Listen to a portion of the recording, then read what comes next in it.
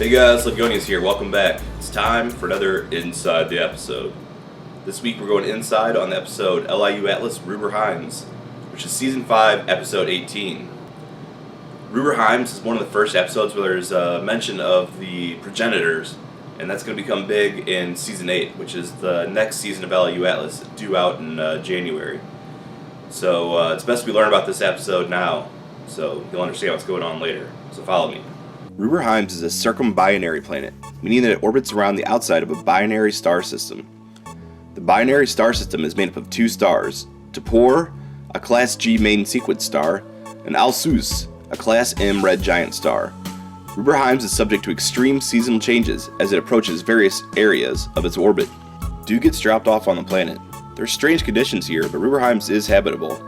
Duke realizes that the native Hymians look like another race he visited, called the Tyronians.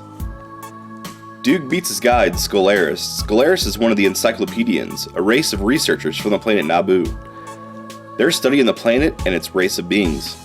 Scolaris confirms Duke's suspicions. The Hymians and Tyronians share a large percentage of their genes, too many to be a coincidence.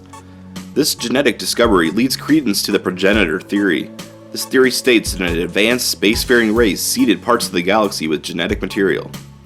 This theory is part of Scolaris' studies here. He's found no evidence either way. The natives don't have much technology, but they are experts in astronomy. One of their greatest accomplishments is the construction of an orrery, or a mechanical representation of the solar system. The natives created this orrery to allow them to prepare for various seasons. It takes Ruber Hiems approximately 4 years to complete a revolution around the binary star system. Ruber Hiems experiences different seasons as it goes through different sections of its orbit. When Ruber Hiems is in this position shown here, it's closer to Tapor. Tapor is much warmer and brighter than Alsus. This period of the orbit is known as summer. As Ruber Hiems moves farther along in its orbit, it gets farther from Tapor and closer to Alsus. The temperature starts to get cooler and the light gets dimmer. The sky starts to turn red. This is known as autumn. This is Ruber Hiems' current location. It's much closer to Alsus than Tapor. It's much cooler, dimmer, and the sky is turning more and more red. Only a small amount of Tapor's light reaches the planet. This is the precipice of winter. Just a few hours, Alsus will eclipse Tapor, and Duke and Scolaris will officially experience one of Ruber Hiems' winters. The planet will be behind Alsus for about 6 months. Scolaris has never been here for a winter before. That's part of his studies here. He believes the temperatures will drop considerably, and he believes Alsus' red light will not provide sufficient energy for photosynthesis. Most of the plant life may die or go into hibernation. The Hymians begin to harvest all their crops before winter sets in. Scolaris may be right. Plant life may die off or go into hibernation during the winter. It appears they're having a feast before this happens. Duke and Scolaris get invited to this final feast, and the food's not half bad either. During the feast, the eclipse begins. The natives head to the village's temple. Scolaris has never seen the inside before. He's not sure what's going on. Could be some type of ceremony, or maybe it's a shelter. The natives begin to do some type of ceremony inside the temple.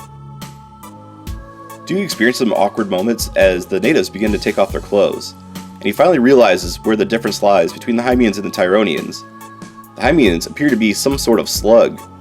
Scolaris did say they had a different form of locomotion. Things get even more awkward when Duke takes off his own clothes. He's a follower.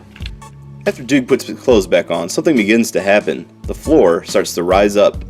Turns out there's some type of stasis pod or hibernation chamber in the floor. The Hymians must use this to sleep through the winter. The chamber is way beyond the Hymians' technology. It's direct evidence that some type of progenitor race has been here before. Duke loves sleep, but he isn't sure he wants to get stuck in a hibernation pod with a bunch of naked slugs. Duke wraps up the episode and then quickly leaves the temple.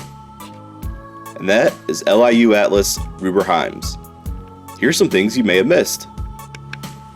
Ruber Hiems means red winter.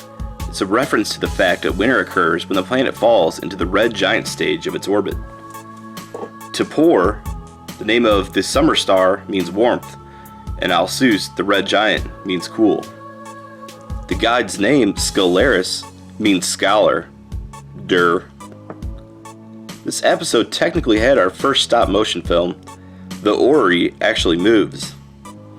There are billions of stars, millions of planets, but there's only one man, Terrence Duke McDougal. Welcome to LIU Atlas.